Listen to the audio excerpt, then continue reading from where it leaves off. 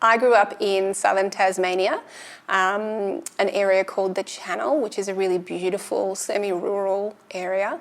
Originally from a place called Sandfly, in a house that my mum and dad built, and then we moved to Margate, which is where I grew up, and we were really close with our neighbours, and one of my neighbours, Eddie Hodge, was an army cadet, and he got my brother into army cadets, and then not long after that I followed. One of the reasons we both found that interesting was because my dad was a Vietnam veteran and he died when I was quite young. So feeling a connection to him became very important the older that we got.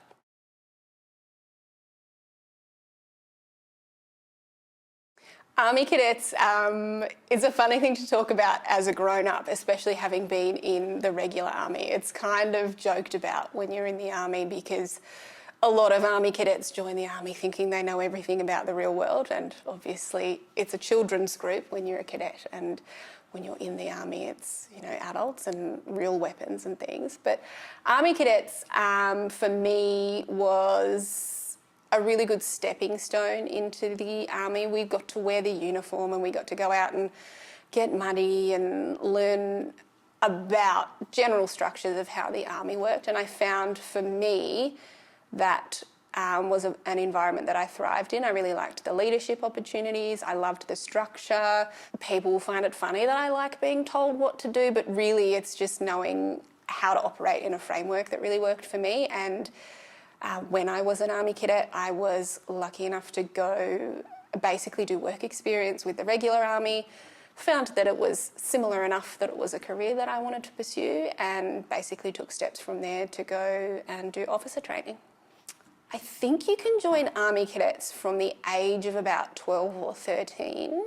I think I was about 14 when I joined, and I had been a dancer before this, so I did lots of, you know, costumes and structure in that way, learning routines and stuff. And I think my mum thought it was just a passing phase and that my brother was probably going to be the one that joined the army. And he was very good at army cadets too, but ultimately I was the one that pursued it. And you can stay in cadets until you're 18, when you finish school basically, and then it's, you know, you either become a cadet volunteer and help run the show, or you join the army, or you go and do whatever it is that you're going to do with your life. Anyone that wants to go and do army cadets can do army cadets. There's no gendered anything. It's not like in the military where some roles are gendered and some aren't, because we're not doing, you know, any operations or anything. It's very much basically a leadership exercise. There's a lot of camping, there's a lot of getting muddy, there's a lot of getting shouted at. Cadets like to do a lot of shouting, and for some reason I just loved it. So I called it camping because the majority of my friends now are civilian, and that's just the word that makes sense to them. But it was much more like sleeping under a tarp. We did actually carry, we called them inox, which I think is like an inoculated weapon. None of the parts moved, but it was the same weight and shape as the weapons that they use in the real army. And we'd have to do patrols in the night time, and we'd go out and do, you know, just basically play army. It was a lot of fun.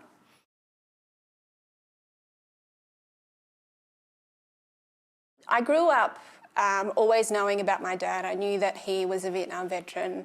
The circumstances of his enlistment have been a little bit blurry because everyone tells us a different story. I was under the impression that he was conscripted. As it turns out, he might have been given an opportunity to do that instead of going to another establishment.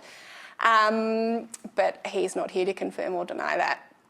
And as I grew up, I was surrounded by Vietnam veterans sort of telling me that he was a great soldier, and that it was something that he had been asked to stay on and continue to do. He didn't take that opportunity. But then as my brother and I got older and people started telling us about things that he was interested in that were similar to things that we were interested in, it sort of sparked a bit of an interest to pursue things that he had done, just to see if there was a connection there. So when I found that I did like the sort of stricter environment and the uniforms and all of those sorts of things, it made me feel a lot closer to him. I don't actually have any memories of him. I just know about him through the memories of other people. So knowing that I was being shouted at in the same way that my dad was probably shouted at was weirdly comforting to me, and I think that's probably why I took to it so well. My mum did a really good job of commemorating and celebrating my dad. So every year, I don't remember ever missing an Anzac Day. I know it took my dad a long time to get to an Anzac Day dawn service. And once he did start going and he realised it wasn't a celebration of what had happened, but a reflection to help people move forward, he sort of then would go every year. My family still go to the same service that my dad used to go to. And so Anzac Day and Remembrance Day and all those important historical events have always had some personal meaning for me as well. And I think, I did history when I went to uni, so it's always had an interest, it's always held an interest for me to remember and reflect on those things. And I think adding the family element in just makes it extra personal.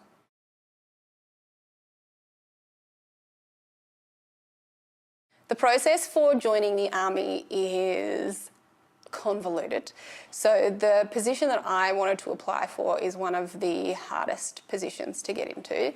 And this is where things like Army cadets can be beneficial. It's more about the recruiting process than actually being in, because once you get in and you start showing your Army cadet history, it's very embarrassing.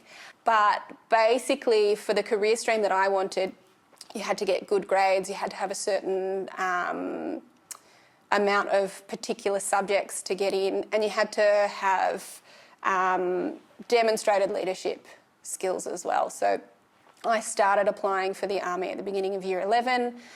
I think by the time I got through all the interviewing and went to Canberra and did my interview board and finally got accepted, it was towards the end of year 12. So probably about a 12-month process, and it was only an offer that was under the circumstances that I got the grades that I needed to get in. So I actually decided on joining the Army when I was in high school and started making plans then for which subjects I was going to do, which extracurricular activities to do, because I knew that it was quite difficult to get into that career stream. There are other career streams that you can sort of just walk in the door, say, I want to join, you do your aptitude test and they say, these are the jobs, and you can sort of go away the next month or the month after. But what I wanted to do was officer training, and that's quite sought after. There's two streams of officer training. You can go through the Australian Defence Force Academy and do your degree before you then go and do your 12 months at Duntroon for the Army, or you can go in as a direct entry, and that's an 18-month course at Duntroon. I chose the university stream. So when I joined, I was accepted as a general service officer into the Army, but I went to the Australian Defence Force Academy before officer training. So the Australian Defence Force Academy is a military academy. UNSW is like the only civilian part of the academy. So you wear your uniform to uni, and you can get military charged if you don't turn up to classes and those sorts of things. And for an arts student, we always got teased because we had the least amount of uni hours. And what they would do is twice a week you would have AMET, which was Academy Military Education Training, and that included things like PT, military history, all the things that you would sort of do in your basic training if you were just going straight in. The training for officer training for ADFA entry is your 3-year degree, 4 years if you're doing engineering or you do an honours, and then from there you go and do your 12 months at RMC. Interspersed throughout your degree, you do single service training, and there's 2 or 3 blocks every year where you will go away with your Air Force or your Navy or your Army and go and start learning how to do that officer training. So at RMC, there's 3 classes. 3rd class is the one that you start in and you finish in 1st class. 3rd class is covered in your training at ADFA, in your single service training.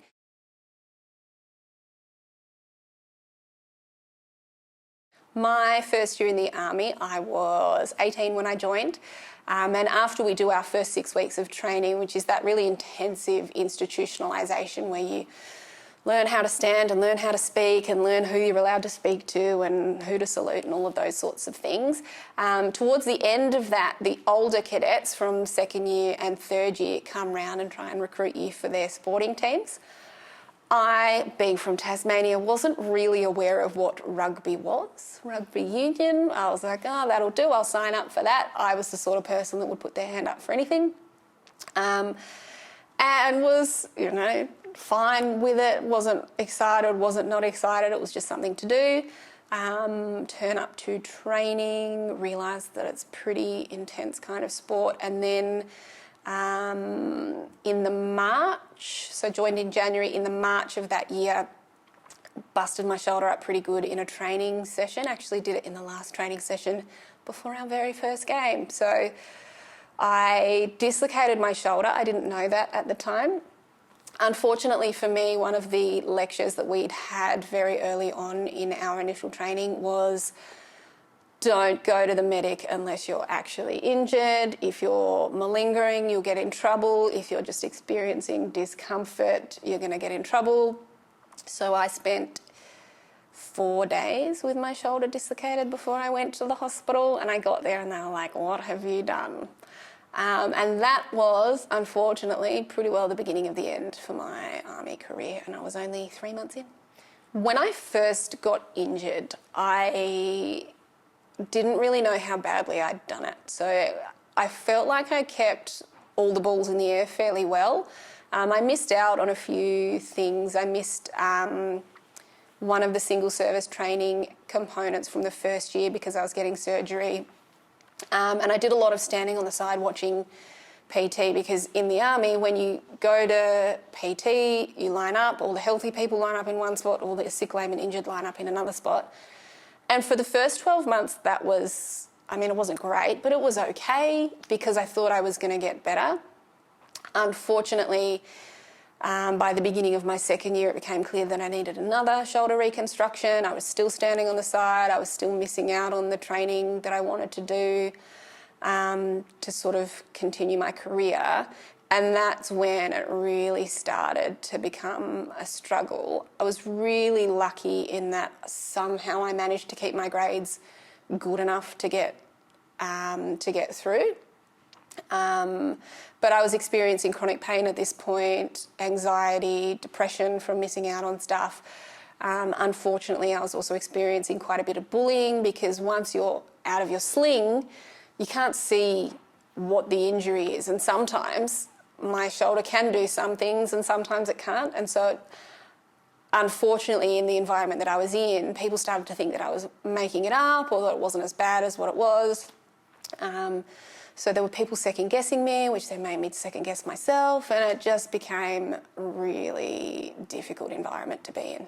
My initial injury, which I thought was just a dislocation, turned into I tore the rotator cuff pretty well all the way off, got some pretty decent ligament damage. I actually dislocated in a way that it fractured the head of the humerus, which is the top of the bone there, because it just got pushed so hard into the socket.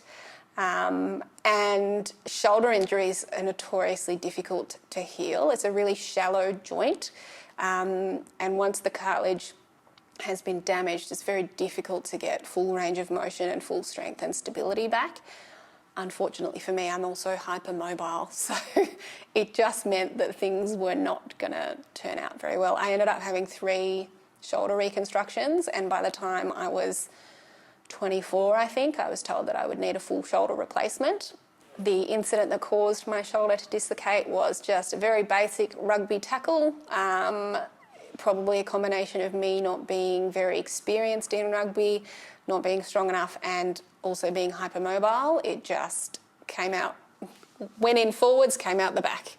I was making the tackle, and it was just a practice. It wasn't even in like a game. We were just doing tackle practice, and the person wasn't even very big, and it's just come off the wrong way, and that was that.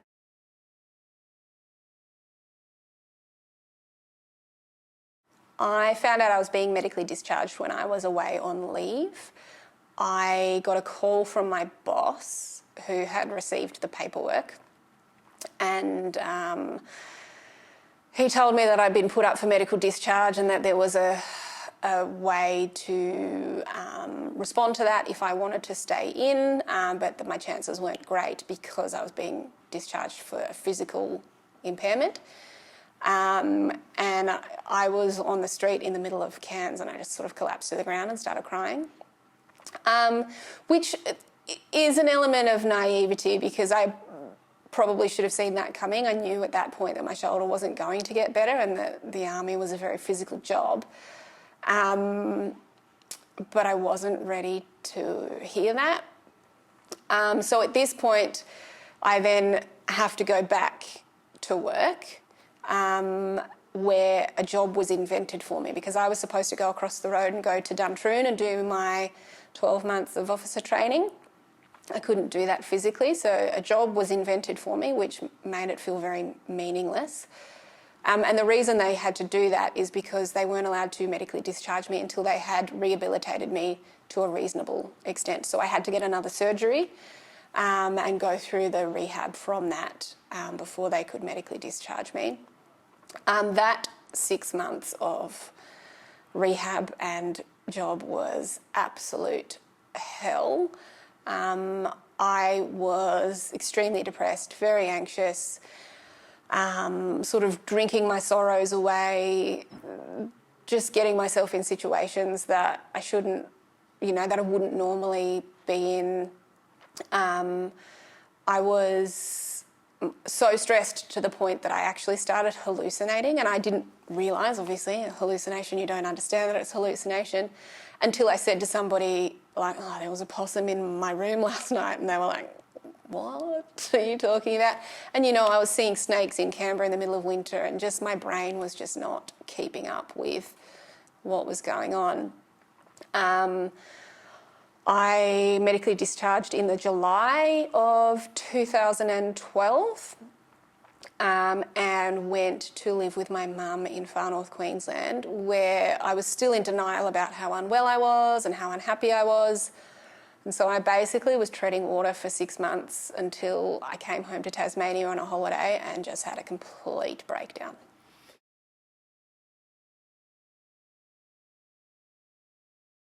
I came back to Hobart to see my auntie and her, who were young at the time, children. My family is quite close, so my auntie is still one of my best friends. Her kids are still, they're my cousins, but we've got a much closer relationship than that. So I came home to see them and I actually got off the plane and my auntie looked at me and she knew something was wrong. After that trip, because at this point I wasn't really connected with DVA, I didn't know about incapacity payments. I was working because I had bills to pay and also had this expectation on myself that I needed to go and do something, because when you're in the army it's always forward planning. What are your short-term goals? What are your long-term goals? And I was sort of caught in that trap of what's happening next. After I came home and sort of admitted that I was miserable, I packed up my things in far north Queensland and moved back down here in with my auntie and her husband and their children, and was basically a third child to them as a 22-year-old. And it was to the point where she had to make sure I was eating. I couldn't drive my car because I would have anxiety attacks. I had to sleep with the light on. It was rough. I think from the point that I essentially admitted defeat until when I started to feel like things were getting better it probably took a good 12 months. My auntie knew an advocate who got me engaged with what was then called VVCS and is now called Open Arms. And I was having weekly, sometimes twice a week, psych sessions. I was engaged with rehab management, so I was doing, at this point it wasn't a return to work, it was just a return to function. So they engaged me in a personal training qualification. I did a photography course. just sort of stuff to get me out of the house and sort of try and re-engage me. Because at this point I wasn't seeing friends, I wasn't, interested in hanging out with people because I just felt disconnected and fragile.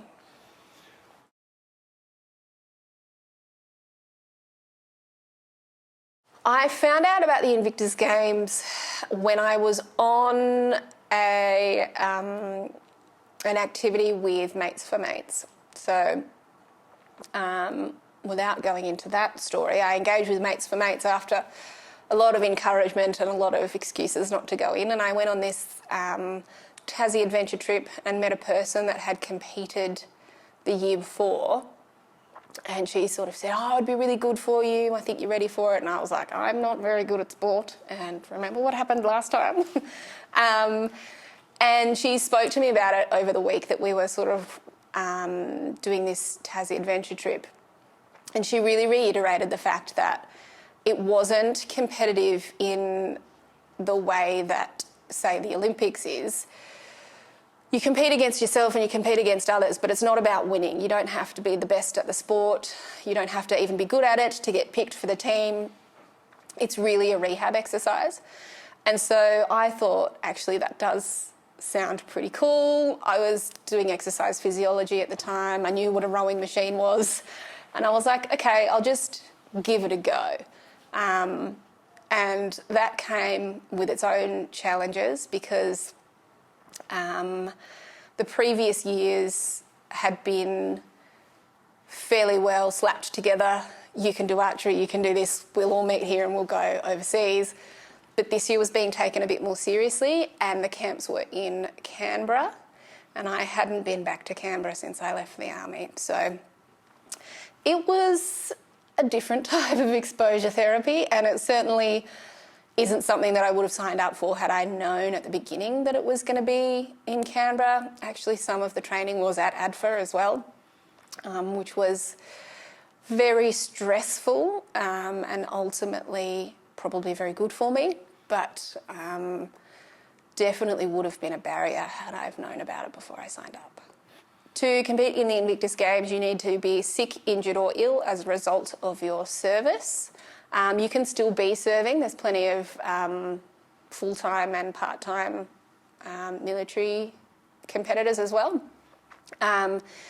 But for me, my qualifying factor was the shoulder injury, but more significantly, the mental health.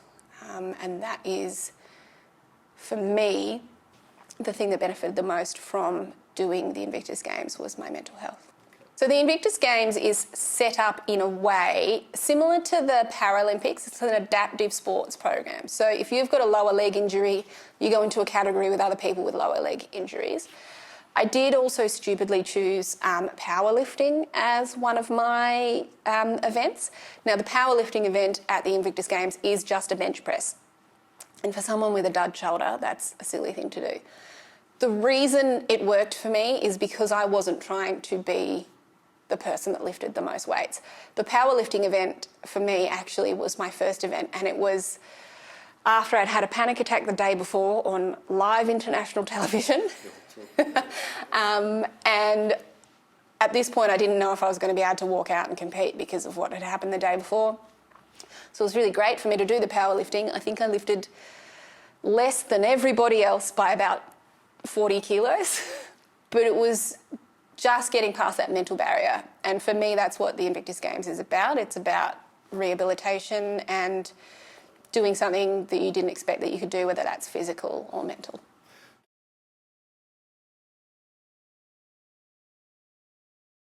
The rowing event at the Invictus Games is one of the most fun events to be a part of and to watch. The way they set it up makes it really engaging. So it's a rowing machine that you would see at a gym.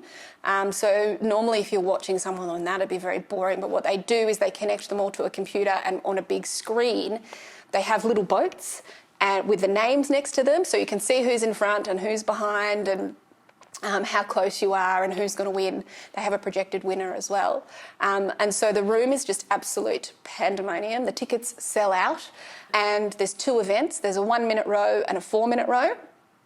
I was never very good at the 1 minute row because you need to be long and strong for that one. The longer your legs are and the stronger your arms are, the quicker you'll go. But the 4-minute row is an endurance row, and 4 minutes does not sound like a long time, but next time you are on a rowing machine, go as fast as you can for 4 minutes and then feels like 4 days. I am not hugely competitive by nature. I always like to do my best. Looking at the screen in front of me, it was always like, oh, I could probably just row a bit quicker just to get in front of the person in front of me. It was never about being the first person, but if there was someone in close proximity or if there was someone right behind me, it was like, just don't stop, just don't stop. And there was one point, I was sort of physically exhausted by this point because of the emotional upheaval of the games. And there was one point about 2 minutes in and I was like, I think I'm just going to stop. And I looked up and about 7 seats in front of me into the crowd, my partner's there and 2 volunteers that we'd met the day before. And they were all screaming my name. So that's what gets you over the line. It's the family and friends and maybe a little bit of that boat in front of you and the boat behind you.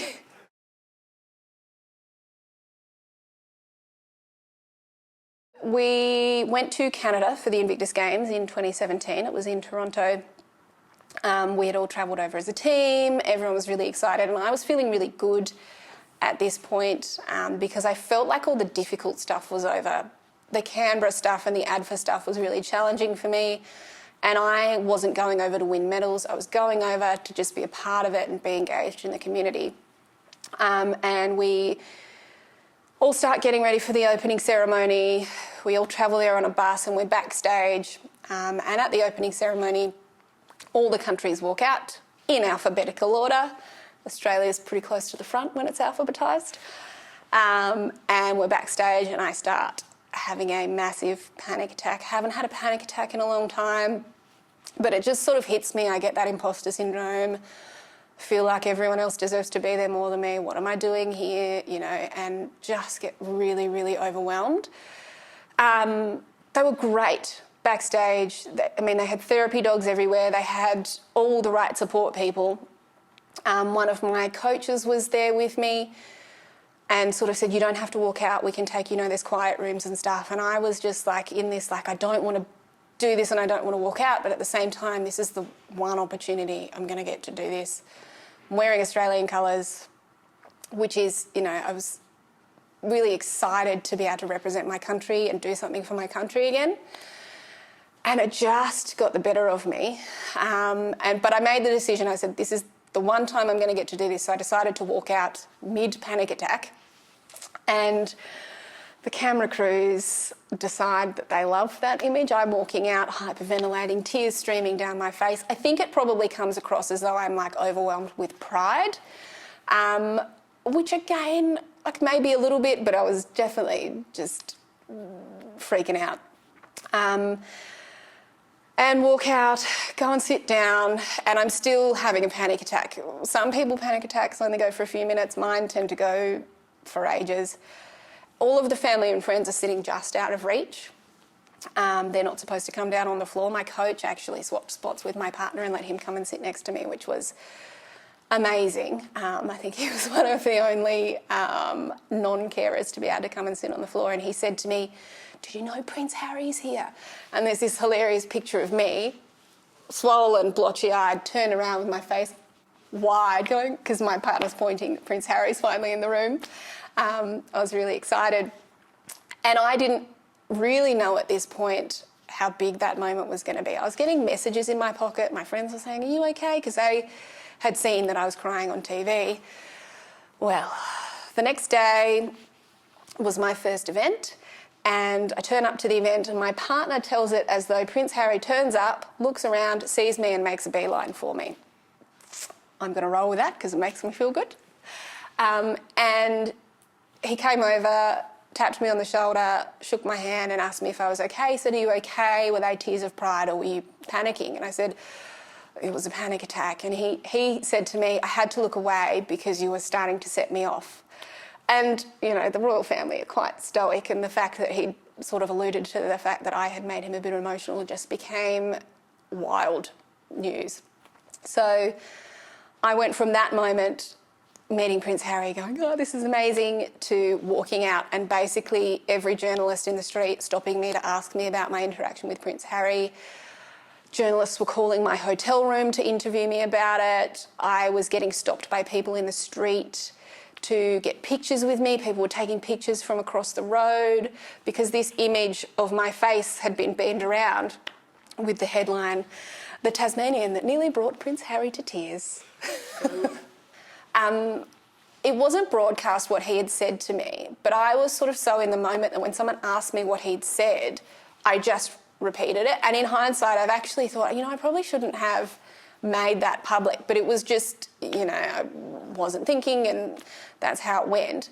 One of the other reasons that it became so big, I think, is because a lot of people felt connected to that moment. I had police officers come up to me. These are the big Harley-Davidson riding police officers in Canada, come up to me and hug me and say that they felt like that and that I'd set them off, and that, it was nice to see somebody feeling the way that they felt. I just had so many people reaching out and connecting that moment had meant something to them.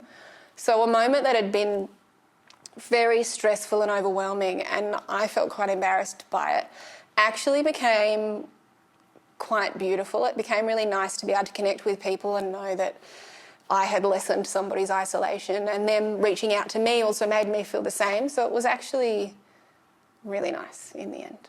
I think Prince Harry gets a pretty bad rep in the media. I met him then, but lots of my friends met him over that week and across the other games as well. He's genuinely interested and invested in the Invictus Games, in veteran welfare. And I think him recognising that moment for me might be surprising to an outsider, but it's just in him. I mean, everyone says he's like his mum, and she connected with so many people, and I think that he's obviously got whatever she had. And when I spoke to him, I genuinely felt like he cared about me as an individual, not about the moment or the media opportunity or whatever. There were no cameras there when he approached me. So, yeah, I genuinely feel like he's the right person to be running that big ship.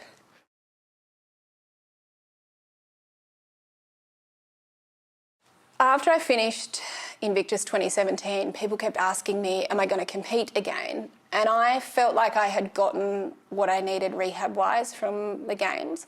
I would love to have competed again just for the fun factor, but I was really aware of the fact that there's only so many spots on the team and there's so many veterans that could benefit from it. So I didn't want to potentially take somebody's spot that could get the benefit that I had from the year before. So I actually was a little bit cheeky, and I filled out an expression of interest form to help volunteer with the media team. Because of what had happened with the Prince Harry story, I had done a lot of interviewing. I'd basically discovered an interest in media and interviewing and sharing stories. And I thought a really good opportunity would be for me to experience that from the other side, from the professional side, in a really safe environment. I knew the media team at Invictus. They knew my limitations and my experience from the year before. And I knew that if I got the position and was having a hard time, they would understand and they'd be able to cover it for me. And it worked out really well. So I ended up helping run the liaison with the ABC broadcast. I did some media training with the team for the year, and I got to be there for the opening ceremony. And I didn't tell you this before, but I was very, very lucky. The organisers of Invictus Australia asked me to be one of the flag bearers for the Invictus Games flag. So they had 4 flag bearers, one from each of the countries that had hosted in the previous years and one from Australia, and I was the Australian flag bearer. This was held in Sydney in 2018, and we actually used all the old Olympic venues for the event.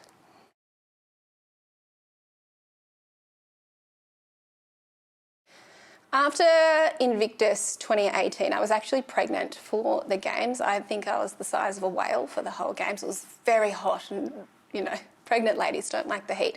So went home from Invictus, had my baby in December, and then the last 5 years I've been involved in the local veteran community. So I spent a lot of time at Mates for Mates, which is an ex-serving organisation.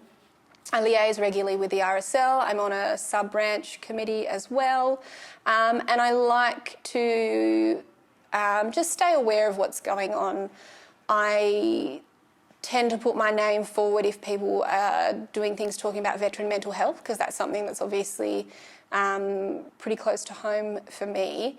And one of the things that I talk about a lot is how hard it is to walk through the door when you need to seek help.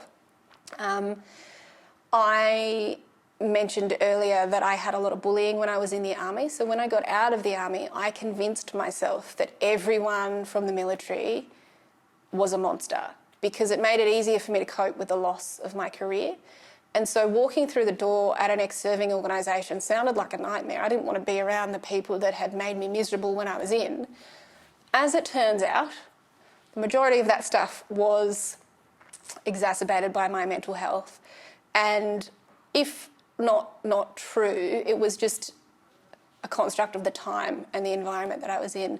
I've never had any issues in the veteran community with personalities or people thinking that my service doesn't count and that I shouldn't be able to access these services, because one of the things I didn't do was serve overseas, which can be a really big barrier for a lot of people. But the majority of people that are in these ex-serving environments haven't served overseas, but they've still made sacrifices of their time and their health for their country. That's been a really interesting distinction in the time that I've been a veteran, is it's become a lot easier for someone like me to call myself a veteran. When I first got out, that's definitely not a word that I would have associated with, because as with the majority of people, a veteran in my mind was somebody that had been to war. I think a really important thing to remember for veterans and for families of veterans is that it can be really challenging to seek help, and it can be really challenging to get somebody to seek help. The support of family and friends is probably the most important element of that, and whilst it might be really frustrating knowing that somebody needs to get help, you can't force them through the door. All you can do is be there and hold their hand when they're ready.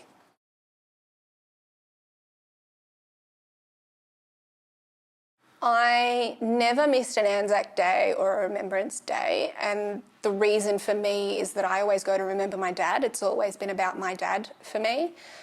But this year was the first year that I wore my medals. For me, I prefer those smaller local services. There's less politicians trying to push their agenda, and I think the community feels the effect of war more than, say the big cities and stuff. But yeah, I like to spend those days where I feel at home, and where I feel at home is where my dad used to go.